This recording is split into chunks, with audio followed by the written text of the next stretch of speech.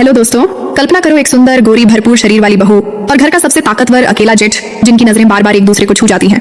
कमर पर पड्ढा गर्म हाथ, गीली सादगी से चिपका बदन और वो अनकही आग जो धीरे धीरे दोनों के अंदर सुलग रही है। दोस्तों, इस स्टोरी को लास्ट तक जरूर देखना। स्टोरी जबरदस्त होने वाली है, एक भी सेकंड मिस मत करना, वरना बीच की वो गर्माहट और ट्विस्ट मिस हो जाएगा। हेलो दोस्तों, मेरा नाम अंजलि है। मैं 29 साल की हूँ। शादी को 6 साल हो चुके हैं। मैं एक छोटे से उत्तर प्रदेश के गांव की साधारण सी लड़की हूँ। गोरा रंग, लंबे घने बाल जो अक्सर मेरी ढीली चोटी में बांध लेती हूँ। मेरा शरीर घर के कामकाज में इतना टाइट और भरपूर हो गया है कि मेरी कमर की लचक और सीने की उभान देखकर कई लोग रुक जाते हैं। मेरी आंखों में वो नमकीन चमक जो बात करते वक्त किसी को भी रोक लेती है। मेरे पति का नाम रोहन है। वो शांत स्वभाव का है, दिन भर खेतों में व्यस्त रहता है। हमारा ज्वाइंट फैमिली है, सासू माँ, ससुर जी और सबसे बड़े जेठ जी अर्जुन जी की उम्र करीब 29 साल है। कड़क चेहरा, ऊंची मजबूत कटकाठी, चौड़े कंधे और आवाज में वो गहरापन जो सुनते ही शरीर में एक अजीब सी सिहरन पैदा कर देता है। पूरे गांव में उन्हें बड़ी इज्जत मिलती है। शादी के बाद जब मैं इस घर में आई थी, अर्जुन जी मुझे सम्मान की नजर से देखते थे, लेकिन धीरे धीरे उनकी नजर में एक अलग सी भूख, एक अलग सी देखभाल आने लगी। रोहन अक्सर बाहर रहता, घर में ज्यादातर मैं, सासू माँ, अर्जुन जी होते। उस दिन सुबह मैं रसोई में चाय बना रही थी। मेरी हल्की साड़ी पसीने से बदन से चिपक गई थी, जिसने मेरी कमर और उभरे हिस्से साफ नजर आ रहे थे। अर्जुन जी आंगन में अखबार पढ़ रहे थे। अंजलि, चाय में थोड़ी ज्यादा अदरक डाल देना, आज ठंड बहुत लग रही है। उनकी भारी आवाज आई। जब मैं चाय लेकर उनके पास झुकी तो मेरा पल्लू थोड़ा सरक गया। मेरे गोरे गले और हल्के से फड़फड़ाते सीने की झलक उनकी आंखों के सामने आई। उनकी नजर पल भर को वहां अटक गई, फिर उन्होंने नजर फेर ली, लेकिन उनकी सांस थोड़ी तेज हो गई थी। बहुत मेहनत करती हो तुम। रोहन को इतनी अच्छी, इतनी पूरी बहू मिली है, कहते हुए उनकी आंखें मेरे चेहरे पर घूमी। देखकर बड़ी खुशी होती है। उनकी बात में डबल मीनिंग साफ थी। मैं शर्मा गई, गाल लाल हो गए। आप ही सब संभालते हो जेठ जी, मैंने धीरे से कहा। उस दिन के बाद मेरे शरीर में एक अनजानी गर्माहट रहने लगी। दोपहर को सासू माँ ने पुरानी अलमारी साफ करने को कहा। कमरा तंग था। अर्जुन जी मदद करने आए। एक भारी डिब्बा उठाते वक्त मैं लड़खड़ा गई। अर्जुन जी तुरंत पीछे से मुझे पकड़ लिया। उनका मजबूत गर्म हाथ मेरी कमर पर कस गया। उंगलियां हल्के से दब गई। बस कुछ सेकंड, लेकिन मेरे पूरे बदन में बिजली दौड़ गई। उनकी छाती मेरी पीठ से सट गई थी। संभल के अंजलि, गिर जाती तो बहुत नुकसान हो जाता। उनकी भारी आवाज मेरे कान के पास गूंजी। मैंने कांपते हुए शुक्रिया कहा। जब उन्होंने हाथ हटाया तो उनकी उंगलियां मेरी कमर पर थोड़ी देर और रुक गई। हवा में खामोशी छा गई। बाद में उन्होंने एक पुरानी लाल साड़ी निकाली और मुस्कुराते हुए बोला, ये तेरी सास की जवानी की है, तू पहन ले, तेरे भरपूर बदन पर बहुत फबेगी। मैं हंसकर टाल गई, लेकिन अंदर से मेरे बदन में गर्मी फैल गई। शाम को रोहन आया तो मैं उसके पास लेट गई, लेकिन मेरे दिमाग में बार बार अर्जुन जी का वो मजबूत स्पर्श घूम रहा था। उनकी चौड़ी छाती, उनकी गर्म सांस। मैंने खुद को रोका, लेकिन नींद नहीं आई। अगले दिन नाले की सफाई थी। अर्जुन जी बिना शर्ट के काम कर रहे थे। पसीने से चमकता उनका टाइट बदन, भुजाओं की नसें, छाती के बाल देखते ही मेरी सांसें तेज हो गई। जब मैं झुककर बाल्टी भरती, उनकी नजर मेरी पीठ और कमर पर अटक जाती। हक मत जाना, पानी पी ले, कहकर उन्होंने मेरा हाथ पकड़ा और लौटा दिया। उनके खुरदरे हाथ में मेरा नरम हाथ कुछ पल तक रहा। लोगों के बीच भी लगा जैसे सिर्फ हम दोनों की दुनिया चल रही हो। घर लौटते वक्त उन्होंने मेरे कान के पास कहा, तुम बहुत हिम्मत वाली और बहुत आकर्षक हो अंजलि। रोहन किस्मत वाला है। उनकी आवाज में वो गर्माहट थी जो सीधे नीचे तक उतर गई। नहाते वक्त भी मेरी गीली साड़ी बदन से चिपकी हुई थी। बाहर निकली तो अर्जुन जी ठीक सामने थे। उनकी नजर मेरे भीगे बदन पर चिपकी साड़ी से उभरते कर्व पर घूम रही थी। आंखें एक पल को भूखी हो गई। फिर उन्होंने नजर फेर ली और बोले, चाय बना देना, लेकिन उनकी आवाज में छुपी हुई तड़प साफ थी। रात को जब वे मुझे कहानियां सुनाते तो उनकी आंखों मेरे होठों और गले पर रुकती। एक रात उन्होंने कहा, कभी कभी दिल कुछ और चाहता है, लेकिन जिम्मेदारी रोक लेती है। मैंने उनकी आंखों में देखा, हवा में आग थी। दिन बीतते गए, लेकिन अर्जुन जी और मेरे बीच वो अनकही खींचतान बढ़ती जा रही थी। हर छोटी छोटी बात अब डबल मीनिंग वाली लगने लगी थी। सुबह जब मैं चाय लेकर जाती तो उनकी नजर मेरे होठ पर, गले की हल्की नस और साड़ी के ऊपर उभरते सीने पर थोड़ी देर रुक जाती। वे कुछ नहीं कहते, बस मुस्कुरा देते और कहते, अंजलि आज चाय में तुम्हारी खुशबू ज्यादा है। मैं शर्मा जाती और अंदर ही अंदर एक मीठी सी सिहरन महसूस करती। एक दिन सासू माँ मंदिर गई हुई थी। घर में मैं और अर्जुन जी थे। मैं बरामदे में कपड़े सुखा रही थी। मेरी साड़ी का पल्लू हवा में लहरा रहा था, जिससे मेरी कमर का गोरा हिस्सा बार बार दिख रहा था। अर्जुन जी अचानक पीछे से आए और बोले, अंजलि ये वाला कपड़ा ऊपर रख दो ना। जब मैं ऊंचा करके रखने लगी तो मेरी कमर पूरी तरह खुल गई। उनकी नजर मेरी कमर की लचक और पीठ की नरम त्वचा पर अटक गई। उन्होंने हाथ बढ़ाया मदद के लिए, लेकिन उनकी उंगलियां मेरे कमर पर हल्के से फिसल गई। गर्म स्पर्श, मेरी सांस अटक गई। सॉरी, फिसल गया, उन्होंने भारी आवाज में कहा, लेकिन उनकी आंखों में कोई पछतावा नहीं था। मैंने कुछ नहीं कहा, बस सिर झुका लिया। दिल जोरों से धड़क रहा था। उस रात मैं बिस्तर पर करवटें बदल रही थी।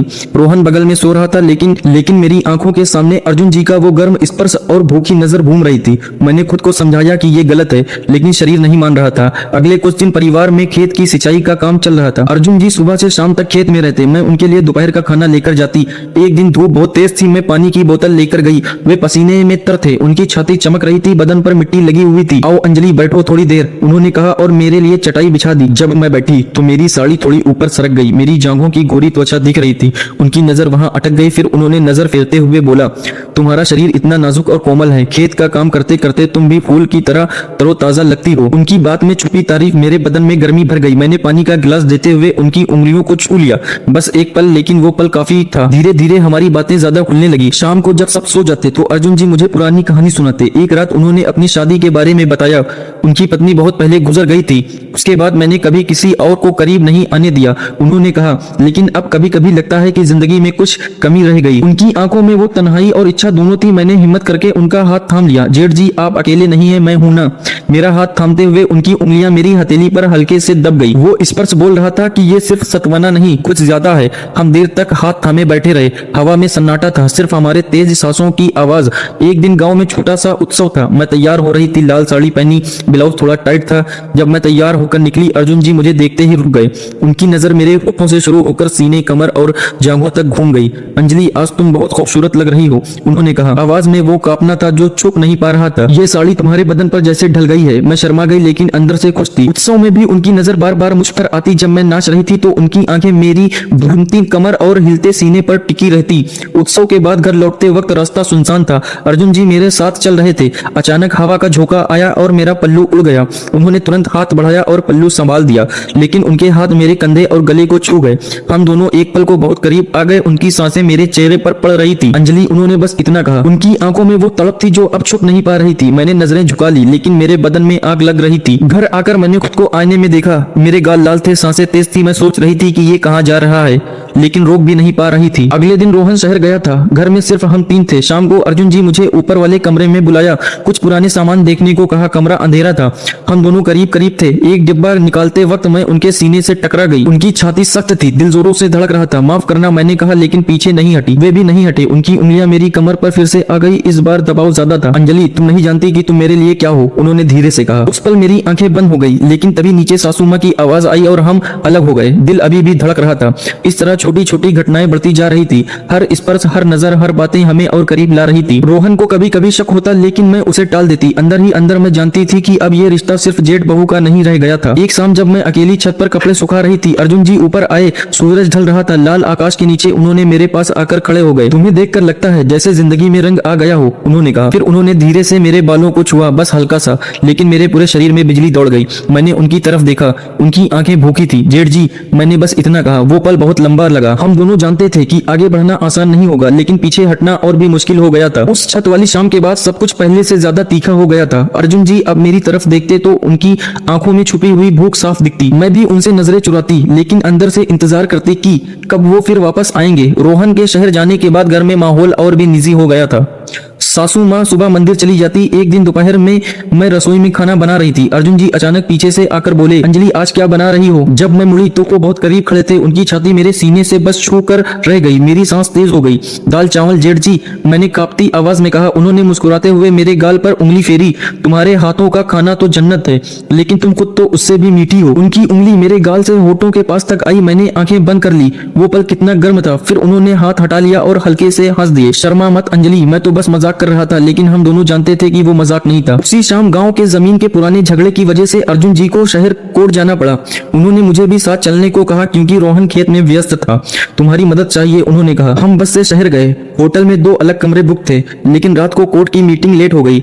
लॉबी में हम दोनों बैठे रहे। हल्का अंधेरा, मध्यम रोशनी। अर्जुन जी ने अपनी जिंदगी की बातें बताई। पत्नी के जाने के बाद मैंने कभी किसी को अपना नहीं समझा, लेकिन तुम आकर सब बदल गई अंजलि। उनका हाथ टेबल पर मेरे हाथ के पास था। मैंने हिम्मत करके उनका हाथ थाम लिया। उनकी उंगलियां मेरी उंगलियों में फंस गई। हम देर तक हाथ थामे बैठे थे। उनकी अंगूठी मेरी हथेली पर घूम रही थी। वो स्पर्श इतना गहरा था कि मेरे बदन में करंट दौड़ रहा था। अर्जुन जी, ये क्या हो रहा है हमारे बीच? मैंने धीरे से पूछा। वे मेरी आंखों में देखकर बोले, जो होना चाहिए था वो हो रहा है। उस रात हम अपने अपने कमरों में गए, लेकिन नींद किसी को नहीं आई। मैं बार बार दरवाजे की तरफ देख रही थी, कहीं वे आ जाएं, लेकिन वे नहीं आए। शायद जिम्मेदारी ने उन्हें रोका। घर लौटने के बाद वे शहर वाली रात हमारे बीच गूंजती रही। अब हमारी नजरें मिलते ही मुस्कान छा जाती। एक दिन मैं उनके कमरे में कपड़े रख रही थी, वे बिस्तर पर लेटे हुए थे, शर्ट के ऊपर के बटन खुले थे, उनकी छाती दिख रही थी। मैंने कपड़े रखकर जाने लगी तो उन्होंने कहा, अंजलि रुक तो जाओ। मैं रुक गई। उन्होंने उठकर मेरे पास आए और मेरी चोटी खोल दिया। लंबे बाल मेरी पीठ पर बिखर गए। तुम्हारे खुले बाल देखने का मन करता है, उन्होंने कहा और मेरे बालों में हाथ फेरा। उनकी उंगलियां मेरे गर्दन को छू रही थी। मैं सिहर उठी। उस दिन के बाद छोटी छोटी मुलाकातें बढ़ गईं, कभी छत पर, कभी पुराने कमरे में, कभी आंगन में। हर बार स्पर्श थोड़ा ज्यादा, बातें थोड़ी गहरी। गांव में बड़ा त्योहार आने वाला था, पुरानी मंदिर की प्राण प्रतिष्ठा। अर्जुन जी ने मुझे जिम्मेदारी दी कि मैं देवी देवताओं की सजावट संभालूंगी। कई रातें हम साथ साथ तैयारी करते। मंदिर का छोटा कमरा, दीपक जल रहे थे। हल्की रोशनी में अर्जुन जी का चेहरा और भी आकर्षक लग रहा था। अंजलि जिंदगी मूर्ति जैसी है, उन्होंने कहा। बाहर से पत्थर, अंदर से प्राण। तुमने मेरे अंदर के प्राण जगा दिए हैं। मेरी आंखों में आंसू आ गए। मैं उनके सीने से लग गई। उनकी मजबूत बाहें मुझे घेर लेती। बस एक लंबा आलिंगन। उनके दिल की धड़कन मेरे सीने पर महसूस हो रही थी। उनके हाथ मेरी पीठ पर धीरे धीरे घूम रहे थे। वो गर्माहट, वो स्पर्श, मैं भूल गई सब कुछ। जेठ जी, मैं डरी हूँ, मैंने फुसफुसाया। डरो मत, मैं हूं ना, उन्होंने मेरे बालों में चेहरा छुपाते हुए कहा। उस रात हम देर तक एक दूसरे के करीब रहे। कोई गलत काम नहीं हुआ, लेकिन जो हुआ वो भावनाओं का सैलाब था। त्योहार के दिन मंदिर में भीड़ थी। मैं लाल साड़ी में तैयार थी। अर्जुन जी ने मुझे अपने पास रखा। जब मूर्ति में प्राण प्रतिष्ठा हुई तो हवा में एक अलग सी खुशबू फैल गई। सब खुश थे, लेकिन हम दोनों की नजरें सिर्फ एक दूसरे पर थी। शाम को घर लौटकर अर्जुन जी ने फैसला सुनाया। वो रोहन और मुझे अलग घर बनाकर दे रहे हैं। परिवार छोटा होगा, लेकिन रिश्ते मजबूत रहेंगे, उन्होंने कहा। सब हैरान थे। मैं रो पड़ी। अर्जुन जी ने मुझे अलग से बुलाया। अंजलि, मैंने देखा है तेरी आंखों में, तुम अच्छी हो। मेरे दिल में तुम्हारे लिए सिर्फ प्यार है, और वो आग जो अब बुझ नहीं सकती। मैं उनके सीने से लगकर रोई। उन्होंने मुझे कसकर पकड़ रखा था।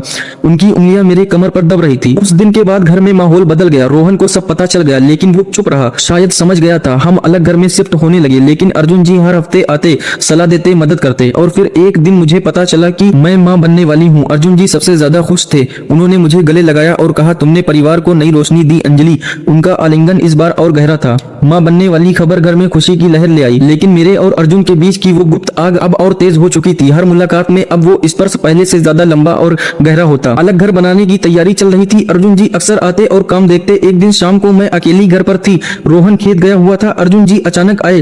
कैसी हो अंजलि, थक तो नहीं रही ना? मैं मुस्कुराई। मेरा पेट हल्का सा उभरने लगा था।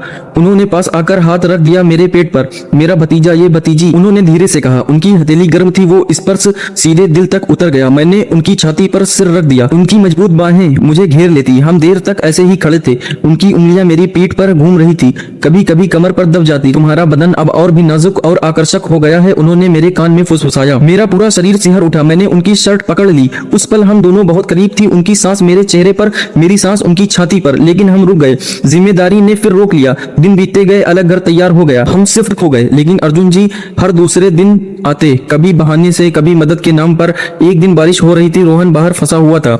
अर्जुन जी छाता लेकर आए, भीगे हुए थे। उनकी शर्ट बदन से चिपक गई थी। मसल्स, शरीर साफ दिख रहा था। मैंने उन्हें तौलिए से पोंछा। जब मैं उनकी छाती पोंछ रही थी तो उनकी नजर मेरे भीगे ब्लाउज पर अटक गई। अंजलि, तुम्हें देखकर खुद को रोकना बहुत मुश्किल हो रहा है, उन्होंने भारी आवाज में कहा। मैंने नजरें झुका ली, लेकिन हाथ नहीं हटाए। उनकी उंगलियां मेरे गीले बालों में फंस गई। हम एक दूसरे के बहुत करीब आए। उनके होठ मेरे माथे के पास थे। बस एक पल और, लेकिन तभी रोहन की आवाज आई और हम अलग हो गए। रात को रोहन के साथ लेटे हुए भी मेरे मन में अर्जुन जी ही थे। उनकी गर्म छाती, उनके मजबूत हाथ, उनकी भूखी नजर। मैं सोच रही थी कि ये प्यार है या बस आकर्षण, लेकिन जो भी था वो बहुत गहरा था। कुछ महीने बाद त्योहार फिर आया। इस बार मैं गर्भवती थी, इसलिए कम काम करती। अर्जुन जी मंदिर में मेरे पास ही रहते। शाम को जब भीड़ कम हुई तो हम मंदिर के पीछे वाले छोटे कमरे में बैठ गए। दीपक जल रहे थे। अंजलि, तुम्हें देखकर लगता है जैसे पूरा गांव रोशन हो गया हो, उन्होंने कहा और मेरे हाथ को चूमा। फिर धीरे धीरे मेरी कलाई बाजू, उनकी उंगलियां ऊपर चढ़ रही थी। मैं सांस रोके बैठी रही। उस रात हमने बहुत देर तक बातें की। उन्होंने अपनी तन्हाई बताई, मैंने अपनी कमजोरियां। फिर उन्होंने मुझे अपनी गोद में बिठा लिया। मेरी पीठ उनकी छाती से सटी, उनकी बाहें मेरे पेट के ऊपर थी। हम बस ऐसे ही बैठे रहे। गर्माहट, सुकून और तड़प तीनों साथ थे। घर लौटकर रोहन ने मुझे देखा। तुम आज बहुत खुश लग रही हो, उसने कहा। मैंने हंसकर टाल दिया, लेकिन अंदर से अपराध बोध भी था। समय बीतता गया। मेरे पेट में बच्चा बड़ा होने लगा। अर्जुन जी सबसे ज्यादा ध्यान रखते। कभी फल लाते, कभी डॉक्टर के पास साथ जाते। लोग कहते जेठ इतना प्यार करते हैं बहू से, लेकिन हम दोनों दोनों जानते थे कि ये प्यार सामान्य नहीं था। एक रात अकेले घर पर अर्जुन जी आए। रोहन सो चुका था। हम छत पर बैठे, चांदनी रात थी। उन्होंने मेरे कंधे पर हाथ रखा, फिर धीरे से गले लगाया। अंजलि, तुम मेरी जिंदगी हो, उन्होंने कहा। उस आलिंगन में वो सारी तड़प थी जो महीनों से जमा हो रही थी। उनके हाथ मेरी पीठ पर, कमर पर, बालों में। मैं भी उन्हें कसकर पकड़े रही। हमारे शरीर एक दूसरे से सेट हुए, हृदय की धड़कन मिल रही थी। मैं तुम्हें कभी दुख नहीं पहुंचाना चाहता, उन्होंने मेरे कान में कहा, लेकिन ये आग बुझ नहीं रही। मैंने उनकी छाती पर सिर रख दिया। मुझे भी यही हो रहा है जेठ जी। उस रात हम देर तक एक दूसरे की गर्माहट में घुले रहे। कोई आगे नहीं बढ़ा, लेकिन जो हुआ वो भावनाओं का सबसे गहरा मिलन था। फिर एक दिन परिवार में नई खुशी आई। सासू माँ ने तय किया कि बच्चे के जन्म के बाद हम सब मिलकर बड़ा उत्सव मनाएंगे, लेकिन अंदर ही अंदर तूफान भी बढ़ रहा था। रोहन को अब शक होने लगा था। वो चुप रहता, लेकिन उसकी नजरें बदल गई थी। अर्जुन जी और मैं अब ज्यादा सावधानी से मिलते, लेकिन हर मुलाकात में वो पुरानी आग फिर से सुलग उठती। बच्चे के जन्म की तैयारी जोरों पर थी। मैं अब भारी हो चुकी थी, लेकिन अर्जुन जी की नजरों में मेरी खूबसूरती पहले से भी ज्यादा बढ़ गई थी। वो कहते, गर्भ अवस्था में तुम और भी ज्यादा निखर आई हो अंजलि, तुम्हारा बदन जैसे फल गया है। उनकी ये बातें सुनकर मैं शर्मा जाती, लेकिन अंदर से गर्माहट फैल जाती। एक दिन दोपहर को रोहन खेत गया हुआ था। अर्जुन जी आए और बोले, आराम कर रही हो ना? मैं बिस्तर पर लेटी हुई थी। उन्होंने पास बैठकर मेरे पेट पर हाथ फेरा, फिर धीरे धीरे उनका हाथ मेरी कमर, बाजू और गले तक पहुंच गया। तुम्हारी त्वचा अब और भी नरम हो गई है, उन्होंने फिर हंसाया। उनकी उंगलियां मेरे गले पर घूम रही थी। मैं आंखें बंद किए लेटी रही। मेरी सांसें तेज हो गई थी। उन्होंने मेरे माथे को चूमा, फिर गाल को, बस हल्के से, लेकिन वो स्पर्श आग की तरह था। जेठ जी, रोहन, मैंने कांपते हुए कहा। चिंता मत करो, उन्होंने मुझे शांत किया और फिर से अपनी बाहों में ले लिया। हम लंबे समय तक ऐसे लेटे रहे। उनकी छाती मेरी पीठ से सटी, उनके हाथ मेरे पेट और सीने के नीचे। गर्मी, सुकून और प्रतिबंध की तड़प सब साथ था। बच्चे का जन्म हुआ, एक सुंदर सी बेटी। पूरा परिवार खुश था, अर्जुन जी सबसे ज्यादा। उन्होंने बच्ची को गोद में लिया और मेरी तरफ देखकर मुस्कुराए। उनकी आंखों में वो प्यार, गर्व और अनकही इच्छा थी। उत्सव की तैयारी शुरू थी। घर में मेहमान आने लगे, लेकिन अर्जुन जी और मेरे बीच के पल चुपके चुपके निकलते रहते। उस रात उत्सव के बाद जब सब थक कर सो गए तो अर्जुन जी मेरे नए घर आए। अंजलि, आज तुम बहुत सुंदर लग रही थी, उन्होंने कहा। मैंने उन्हें अंदर बुलाया। कमरे में हल्की रोशनी थी। उन्होंने मुझे दीवार से सटा दिया। उनकी छाती मेरे सीने से सट गई। उनके हाथ मेरी कमर पर कसे हुए थे। मैं तुम्हें कितना चाहता हूँ, उन्होंने मेरे होठों के पास कहा। उनकी सांस गर्म थी। मैंने उनकी शर्ट पकड़ ली। हम दोनों की सांसें मिल गई। उनके होठ मेरे गाल, गर्दन और कंधे पर घूमे। मैं सिहर रही थी। उस रात हम बहुत करीब आए। शरीर में गर्माहट, दिल की धड़कन और आत्मा की मिलन, लेकिन हमने सीमा नहीं तोड़ी। फिर भी वो रात हमारे रिश्ते की सबसे गहरी रात थी। सुबह रोहन ने मुझे देखा। तुम रात भर कहाँ थी? उसका स्वर संदिग्ध था।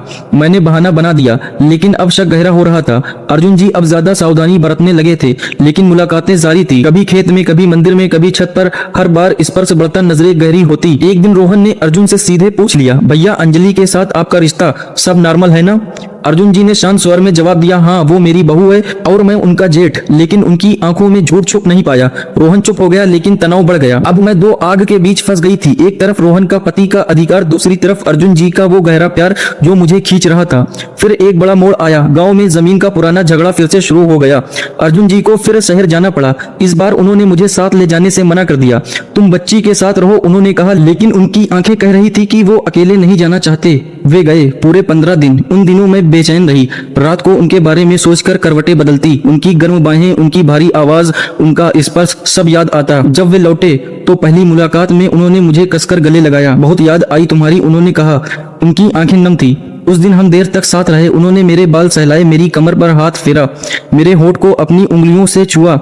हम दोनों की आंखों में आंसू थे। परिवार अब पहले जैसा नहीं रहा। सब कुछ शांत था बाहर से, लेकिन अंदर तूफान चल रहा था। अर्जुन जी के लौटने के बाद घर का पूरा माहौल बदल गया था। रोहन अब ज्यादा खामोश रहने लगा था। वो मुझे और अर्जुन जी को देखता, लेकिन कुछ नहीं बोलता। मैं अंदर ही अंदर कांप रही थी। एक शाम अर्जुन जी आए। रोहन घर पर था। उन्होंने सामान्य बात की, लेकिन उनकी नजरें मुझ पर थी। रात को रोहन ने मुझसे पूछ लिया, अंजलि, तुम्हें अर्जुन भैया से कुछ ज्यादा लगाव लगता है क्या? मैं डर गई, आंखें झुका ली। नहीं, वो मेरे जेठ है। लेकिन रोहन को यकीन नहीं हुआ। उसने कहा, मैं सब देख रहा हूँ।